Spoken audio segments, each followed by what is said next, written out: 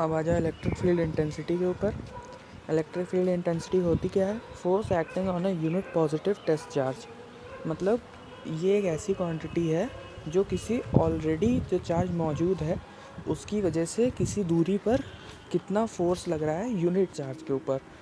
अगर मान लो कहीं पर कुछ चार्ज, मान लो 5 कूलम का चार्ज रखा हुआ है, तो फिर उससे कितनी दूरी पर 1 कूलम का चार्ज अगर हम लोग रखें तो उस पर कितना फोर्स लगेगा, वो इलेक्ट्रिक फील्ड इंटेंसिटी है।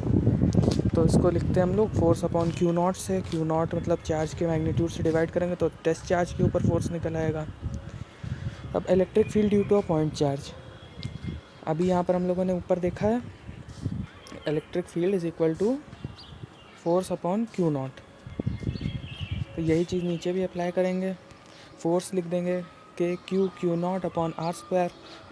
एक ये चार्ज मान लिया कि ये पहले से रखा था, और दूसरा चार्ज जो अभी आया है क्यू नॉट जो हमने रखा है खुद से टेस्ट चार्ज, इसके मैग्नीट्यूड से फोर्स को डिवाइड कर देंगे तो फिर ये निकल आया वेक्टर फॉर्म में। बस इसको आर कैप से मल्टीप्लाई कर दिया है। इसका यूनिट, इसकी मैग्नीट्यूड तो यूनिट है, इससे कोई फ़र्क नहीं पड़ेगा, बस डायरेक्शन और मिल जाएगा, तो ये वेक्टर फॉर्म हो गया। Electric field lines of forces, ये थ्योरेटिकल टॉपिक है, प्रॉपर्टीज इसकी आती हैं तो वो बुक से कर लेनी है। अब है इलेक्ट्रिक डाइपोल। इलेक्ट्रिक डाइपोल होता क्या है?